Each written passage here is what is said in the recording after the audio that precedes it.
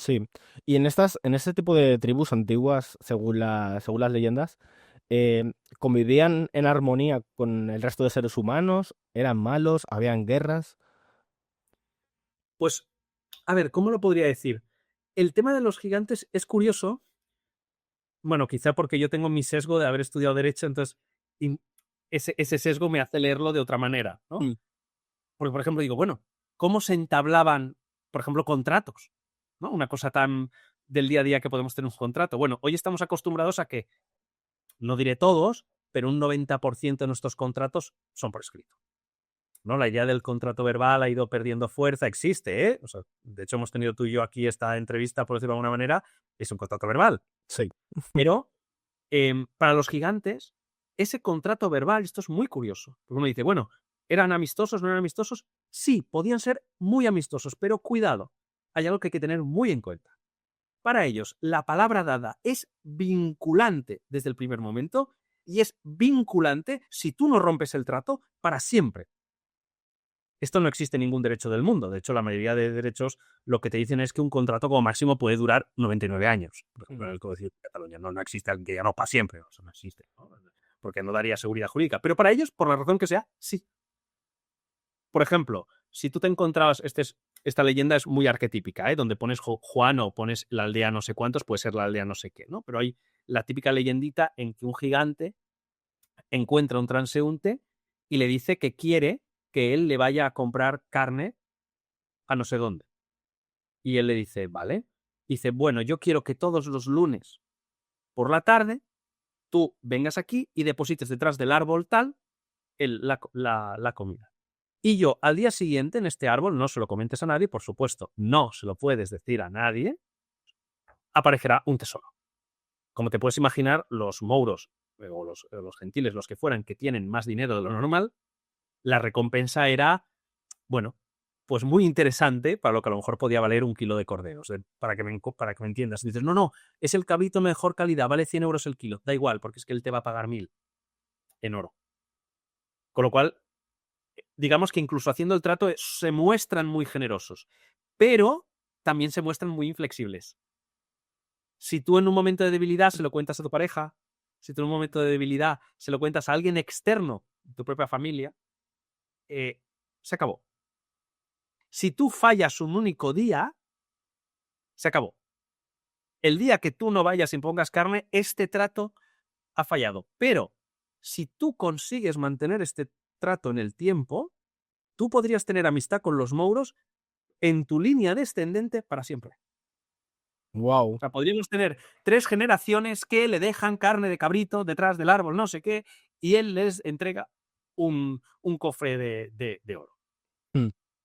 Ese, por ejemplo, era muy típico, esto a pequeño nivel, ¿no? En el fondo es hablar de carne, pero podía haber otro tipo de tratados. Es Sí. decir, el típico tratado, como uno se lo puede imaginar, si son gigantes, ¿qué se les va a dar bien? Pues construir, ¿no? Tienen una fuerza sobrehumana, no solo porque tienen más fuerza, ojo, que eso lo puedo entender, que de gigante. No, es que tienen magia también. Entonces, además de que son muy forzudos, a ellos no les cuesta ningún esfuerzo porque por alguna razón que el mito nunca deja claro del todo, no tienen la capacidad de cansarse.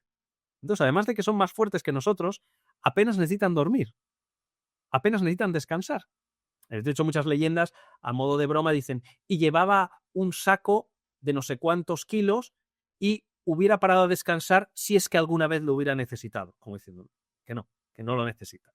Entonces, una otra forma que encontramos de hacer amigos, si queremos hacer amigos era que ellos se ofrecían a hacer las grandes obras que podía tener un pueblo, una ciudad, claro, a cambio de un precio. Normalmente este precio, uno dirá dinero, no, ya lo tienen, hemos dicho, son ricos. Muchas veces lo que pedían era pues poderse quedar en el pueblo o que la gente les ofreciera comida o incluso a veces había una especie de treta. Es decir, mira, si yo te consigo hacer una catedral, me puedo casar con la hija del alcalde. Entonces los humanos, que somos un poquito así, siempre hacíamos alguna artimaña para que no saliera bien y entonces no se pudieran casar.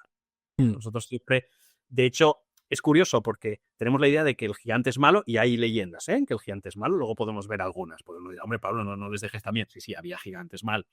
Pero me refiero que en todos estos casos de los gigantes civilizados, los que solemos ser los malos de la película somos nosotros.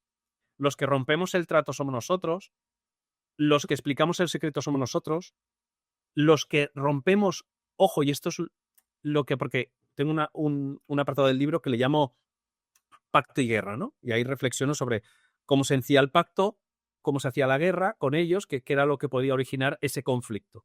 Bueno, te he dicho que son muy generosos, que son muy amables, que son muy... pero también son muy inflexibles.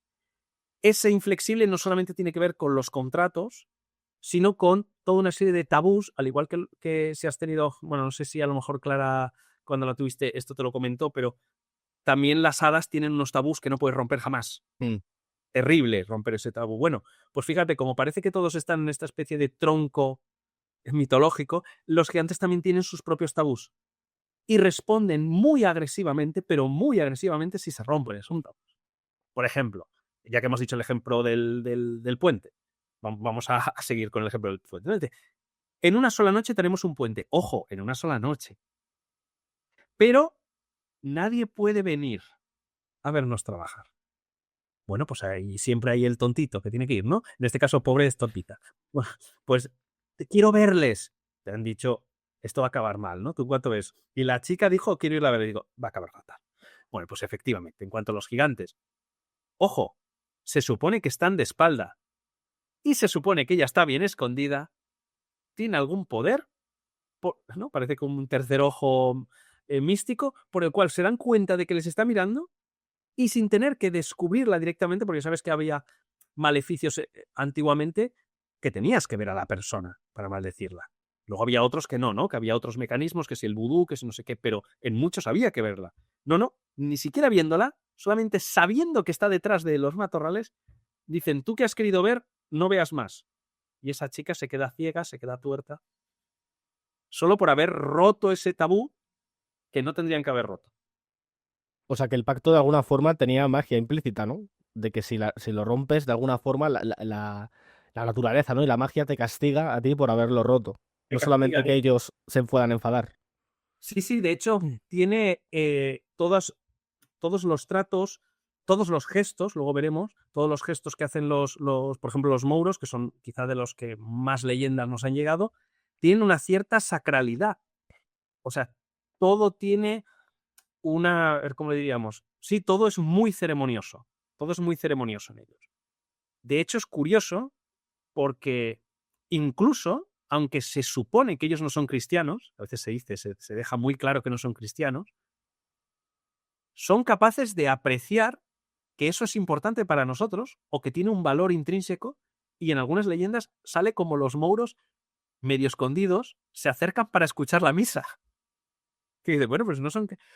Da igual, todo lo que tiene algún carácter sagrado parece que son capaces de identificarlo, de apreciarlo, etc. Incluso una tradición que a lo mejor para ellos les podía ser ajena, como podía ser, bueno, claro, hoy se ha perdido mucho eso, pero en tiempos había lo de la unción de los enfermos. Cadiniva, Meugía, recuérdate lo del aceite, lo de etcétera, etcétera. Bueno, pues hay incluso alguna leyenda en que los gigantes visitan a un enfermo del pueblo y le hacen un regalo póstumo. Y ese regalo es como una especie de, a ver cómo le diría, como una especie de manta mágica para que digamos que sus últimos momentos y su familia pues que no lo pasen tan mal. La idea es que es como una especie de te preparamos para el más allá. Pero dicen, no se puede tocar esta manta que hemos puesto encima del ungido. Bueno, pues imagínate lo que pasa en cuanto la gente intenta robarla. Los gigantes se sienten... Es curioso porque los humanos estamos acostumbrados a saber que otros humanos nos pueden fallar, ¿no? Pero ellos, según qué actos, consideran tan inverosímil que a alguien se les ocurra transgredir ese principio, que entonces el castigo es terrible. Entonces dicen, ojalá toda tu familia, ¿no? Por haber sido tan arrogantes, por haber sido tan mezquinos de querer robar esto, o de cortarla, o de capturarnos, o de lo que sea, sed malditos. Y entonces toda esa familia, durante X generaciones, 7, 10, 20, las que sean, todos morirán de una forma violenta por culpa de haber roto o de haber, yo diría que sería insultado desde los ojos del propio gigante, ¿no? Yo he hecho este acto por usted, usted me ha insultado. Con lo cual el trato está roto y además tenemos la fuerza de maldecirle a usted. Entonces, no son malos, pero hay que tener en cuenta que tenían esta parte complicada, ¿no? De que hay que saber muy bien, hay que ser muy protocolario con ellos, hay que cumplir siempre estrictamente lo pactado, no nos podemos salir hacia la izquierda, no nos podemos salir hacia la derecha, porque ahí se junta la enemistad. Y otra cosa de que se les juntaba mucho la enemistad con los gigantes, porque claro, hemos hablado, todo esto estaba la parte buena, ¿no? De cómo hacemos los pactos, de hay que cumplirlos. Otra cosa que ellos reclaman, ellos no son expansionistas, es curioso, o sea, no hay un imperio de gigantes que va comiendo ese territorio, ¿no? Hay un momento en que ellos aceptan que tienen el territorio A y con ese se van a quedar y que no quieren más. Ahora, seguro que alguno ya se está dando cuenta de por dónde van los tiros. ¿Qué puede hacer que entremos en un conflicto muy grave? Que intentemos entrar sin permiso en esos territorios que ellos consideran que son suyos porque los fueron los últimos 2 milenios. O peor todavía, que se te ocurra destruir o construir algo en ese territorio que para ellos es sagrado. No habrá, ahí sí que te digo que no habrá ni siquiera parlamento. Atacarán. De hecho, una de las leyendas más famosas de los gentiles es esa, que les intentan destruir su propia iglesia. Claro, le llaman iglesia, es curioso porque digo, hombre, pero si no son, ¿por qué se llama iglesia? Bueno, lo dejo para otro investigador. Pero en el momento en que le intentan destruir la iglesia, no, todos los gentiles salen de debajo tierra y les destruyen el pueblo. Claro. Y no, son inflexibles contra todos esos principios que consideran que tienen que ser así, porque, ojo, otra cosa que representa, bueno, las hadas también, etcétera, etcétera, ¿no? Otra cosa que representa al gigante es la firme defensa de la tradición. O sea, nuestra sociedad es dinámica, por decirlo de alguna manera, ¿no? A veces vamos hacia bien o hacia mal, pero me refiero que somos dinámicos. El gigante no. El gigante sigue teniendo sus mismos rezos 1000 años después, el gigante viste igual 1000 años después, el gigante piensa igual 1000 años después. Incluso me atrevería a decir que el número de gigantes son los mismos 1000 años después. Son la tradición viva, son una llama que nunca se apaga, pero nunca cambia de color. Es una llama. Entonces, ahí están esos choques con el humano que dice, bueno, pero oye, que este Castro ya tiene no sé cuántos años, le quiero hacer aquí una proyección urbanística. Pues no, pues este Castro fue así los últimos 10.000 años, pues lo van a seguir siendo. Entonces, es curioso porque uno de los choques que hay es eso, de que ellos son el orden, pero no dinámico, y nosotros sí. Nosotros seríamos más el desorden, porque cambiamos, vamos para adelante, vamos para atrás, y cambiamos modas. Ellos no, ellos se mantienen siempre en esa tradición férrea de sus costumbres que rara vez cambian, es muy difícil que cambien, pues siempre son los mismos. O sea, una leyenda que te cuenten en 1880 se parece mucho a una de 1960. No hay ningún cambio, no sé qué decirte, no van a la moda, no se compran un traje, no tienen un deportivo. Siempre son lo mismo. Me fascina porque, o sea, está tan definido la cultura gigante que parece casi que como una raza de rol de algún juego o de algún manual. Sí. Porque, entonces, claro, a mí me surgen muchísimas preguntas, sobre todo a nivel de civilización, porque ya me da mucha curiosidad. Claro, hemos dicho que no son cristianos, pero que aún así seguían haciendo rezos. ¿Sabes qué tipo de dioses tenían o a qué rezaban? Pues fíjate, hay... a ver cómo lo diríamos, porque en esto, si me llega a escuchar Marginares, me mata. ¿Por qué? Porque Marginares tiene una teoría que me parece muy interesante, que es que ella, por cierto, quien no la conozca tiene un libro que de los pocos que aún se puede comprar, a pesar de ser de los 90, que es, ¿cómo era? Mouros, ánimas y demonios, si no me falla la memoria, en que lo explica, bueno, te tiene que gustar la lectura potente como me gusta a mí, porque hay muchas citas, es muy académico y tal, pero hay un momento en que ella se da cuenta de algo y digo, pues estoy más o menos de acuerdo contigo, que es que hay una contradicción. Como dices tú, no son cristianos. Coño, pero ¿y en misa? Pero a veces aceptan el bautizo. Aceptan que... Hay veces que dicen, no, yo no soy cristiano, o sea, el padre Mouro, por decirlo de alguna manera, pero permite que su hijo se bautice. Entonces, no tiene ningún tabú, o al menos tiene una especie de panteísmo que le permite conciliar con nuestra religión. No hay ningún momento... Los gentiles sí que hay algún momento que dicen como nadie me ha hecho. Como diciendo, ¿a mí qué me explicas? ¿Sí? Los gentiles sí que se ve esa especie de rechazo a veces al cristianismo, pero en los mouros no. Ellos se colgaban a ver misa, a veces bautizaban a sus hijos. A veces se dice, porque podrían haber buscado otro término, pero dice, tienen sus iglesias subterráneas. Nunca dicen sus templos, dicen sus iglesias. O sea que de algún modo parece que esa religión nuestra no les parece tan mal, entre comillas. ¿Sí? No sabemos si se lo toman en serio, si hacen una especie de creyente no practicante, para que nos entendamos. Eso no ha trascendido. Incluso, esto lo tenemos por una vía, pero lo que sí que sé es que en algunas leyendas sí que dicen que tenían su propia religión. Aquí sí que abrimos un melón potente. Porque dices, bueno, ¿cómo era esto compatible con el cristianismo? No lo sé. Pero, por ejemplo, lo diré, en el territorio insular, concretamente en Menorca, es curioso porque hay veces que un territorio tan pequeño no se ha llegado mucho y otros que son muy grandes no parecían conocer los gigantes. Bueno, pues aquí sí que conocían los gigantes. De hecho, en algún tiempo pretérito, de acuerdo a la leyenda, la isla había sido dominada por gigantes. O sea, toda era de un reino, de dos reinos de gigantes que teóricamente estaban en disputa. Bueno, pues en un momento en que están en disputa, en esa leyenda aparece el gigante rezando a una especie de deidad femenina, de la cual no se nos dice el nombre, pero parece una especie de diosa madre de los gigantes, pero ahí se dice muy claramente que pide a la diosa que le ayude a maldecir a no sé quién o que le ayude a proteger a su reino. Ahí te das cuenta de que no, esta no es una diosa ibera, no, es una diosa de ellos. No la, como nos pasa muchas veces por mala suerte en la tradición oral, que no te la describen demasiado. Dicen solo, bueno, pues que tenía, yo, ¿cómo lo he podido imaginar? Pues yo me lo imagino quizá con una especie de mini templo subterráneo, ¿no? Con una diosa y a lo mejor un lar o un fuego o alguna cosa así, ¿no? Porque te he dicho, como ellos son muy tradicionales, es de suponer que sería un pequeño templo, no sería algo gigantesco, pero no se nos dice nada más. Lo que sí que se nos dice es que tenían reuniones y que estas reuniones tenían una especie de carácter sagrado. No es de extrañar que en ese lugar hubiera algún tipo de sacerdocio. Por ejemplo, si alguien ha ido a... Bueno, Mallorca también hay, pero bueno, si alguien ha ido a Menorca, lo que es muy famoso son los restos arqueológicos, los restos megalíticos. De hecho, incluso de estos restos megalíticos, las explicaciones de por qué eran, sí, era la mitología megalítica. O sea, ¿por qué están estos restos aquí? Bueno, porque lo hicieron los gigantes.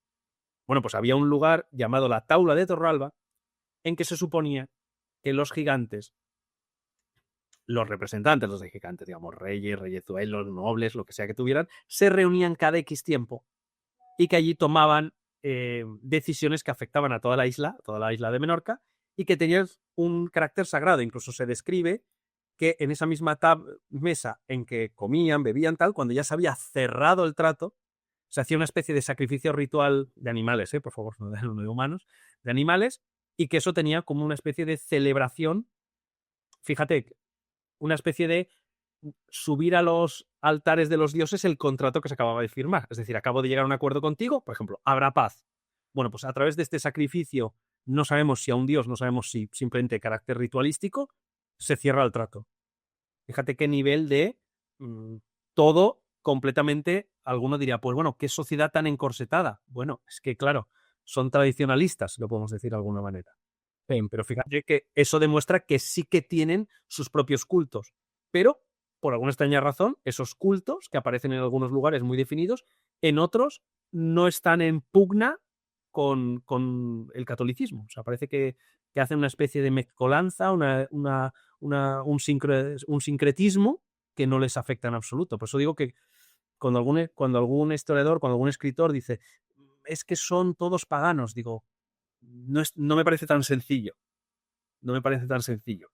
Hay muchos que sí que, pues, los gentiles son paganos, ¿vale? Pero otros te encuentras con esto, con lo cual son más unos sincretistas, unos teósofos, lo que sea, pero no me parecen completamente paganos. ¿Y no crees que también tiene que ver un poco con lo típico de que la cultura cristiana al final se adaptaba a muchos rituales antiguos paganos, o a lo mejor quizás esos textos hayan sido manipulados por monjes o cristianos que hayan dicho, no, los gigantes también eran religiosos de este tipo? O sea, quiero decir, ¿cuánto podríamos separar la influencia de la iglesia de estos mitos con lo que podría ser la realidad, entre comillas? Sí. A ver, la iglesia, el problema que se encontró, bueno, no se encontró, y se encuentra, hoy también le pasa. Había como dos almas. dentro de la iglesia. Gracias a Dios, no sé, bueno, lo que sea, me ha quedado muy, muy católico esto. Había como dos almas y a mí hay una que me interesaba, que me interesaba y me interesa bastante. Había un alma que decía, bueno, todas estas creencias no son de Dios y por lo tanto deben ser eliminadas. Pero había otra alma de la iglesia que dice, un momento, a lo mejor todas estas cosas existen y que todas estas cosas existan es una prueba de la existencia de Dios. Claro. Porque surgen de su poder. Entonces, que existen los gigantes, y si los gigantes pueden entender a nuestro Dios, significa que son de Dios. Entonces había toda una línea que estaba como emperrada, esto hay que destruirlo porque no puede ser, porque cómo vamos a tener altares en mitad de una cueva, y otros que decían, no, no, no, todo esto son manifestaciones religiosas. Tiene que haber alguna manera en que esto case con nuestra religión. Por poner algún ejemplo, te puedes encontrar a un Feijóo que era destruyámoslo todo, ¿no? En sus cartas, pues esta gente que es inculta, que bebe, ¿no? A veces se pasa mucho, ¿no? Pero luego tenías un Fuente de la Peña que decía, no, no, no, no, no. Esto tienen que ser, dice, no matan a nadie, no, ayúdanos, esto tienen que ser criaturas de Dios. Claro. De hecho, el Fuente de la Peña llega a decir que los duendes están aquí para ayudarnos, para servirnos, y que son criaturas de Dios. Entonces había como estas dos almas, de esta parte que quería destruirla y esta parte que no. Y yo creo que de estas dos almas que al final ninguna terminó de ganar completamente sobre la otra, porque hay temporadas en que a lo mejor vamos hacia hay que exterminarlo todo, pero también hay temporadas de todo lo contrario. De hecho, Miguel de Barandarian era un cura, era sacerdote. Pero él dijo, bueno, todo este saber, toda esta religiosidad es tan importante que trasciende a la creencia católica. Hay que salvarlo. Entonces, es curioso porque algunos de estos padres católicos, bueno, no solo católicos, protestantes, o sea, cristianos, se lo tomaron tan en serio que terminaron de salvarlo ellos. Es curioso, ¿no? Porque parece que es una pugna, pero alguno de estos padres dijo, no, no, esto tiene que ser verdad, tiene que ser parte también del mundo de Dios, están aquí por alguna razón que desconozco, pero estas creencias se han de salvar. Por ejemplo, el reverendo Kirk, que es como el gran libro que todo el mundo cita para las hadas, él era rebelde, pero se da cuenta en sus comunidades campesinas que hay una realidad que a él se le escapa, que es todo este mundo de la comunidad secreta, de las hadas, de no sé qué, y de hecho escribe uno de los tratados más, ¿cómo te diría?, más bello sobre el mundo de las hadas, siendo él un cristiano, por lo cual esas dos almas han estado siempre. Y en estas tradiciones se nota mucho cuando es una tradición otra. ¿Sí? Cuando aparecen los gigantes y veo que se les demoniza mucho desde el punto de vista cristiano, es que no rezan, es que viven de noche, es que no sé qué, digo, tiene cierto resquemor aquí. Sí. ¿Sí? Cuando aparecen otras que dicen, oye, parece que se asoma a ver misa, digo, pues parece que estás intentando darles la mano. ¿No? En vez de vamos a destruirles porque no son cristianos, vamos a ver, ojo, alguno podría decir, ¿y por qué tienen que ser convertidos? Bueno, ya empezamos, ¿sí? Pero me refiero, desde la mentalidad de la época, desde la mentalidad de una persona de 1812, creía, y no lo creía a malas, la creía a buenas, que la única manera de salvarse era creer en Dios. Entonces, tú encuentras alguna leyenda en que intentan, de algún modo, meterles dentro del pueblo de Dios, entre comillas, les están intentando salvar. Luego veremos algún caso que es completamente paradigmático de este gigante que lo hemos salvado y lo hemos cristianizado. Que lo hemos salvado, entre comillas. Cuando digo salvado, no me refiero a solo físicamente, me refiero incluso a nivel intelectual de decir que esta leyenda no caiga en el olvido. Pues una manera de que no caiga en el olvido es que se transforme en una creencia que la mayoría del pueblo pueda aceptar. Claro. Me parece bastante guay ese tema porque al final supongo que también depende un poco de la perspectiva, ¿no? Lo que unos llaman magia, otros le pueden llamar milagros y luego posteriormente se puede llamar ciencia o bueno, en fin, la historia va variando en ese sentido, ¿no? Pero bueno, yo sí que agradezco en cierto modo que la Iglesia al menos haya podido salvar este tipo de tradiciones y al final hoy en día también como que como que lo tenemos muy normalizado, ¿no? Pero un bautizo no deja de ser también un tipo de ritual que si se vería en otra época y no existiera el cristianismo, lo veríamos también como algo pagano y algo pues mal de ese estilo, ¿no?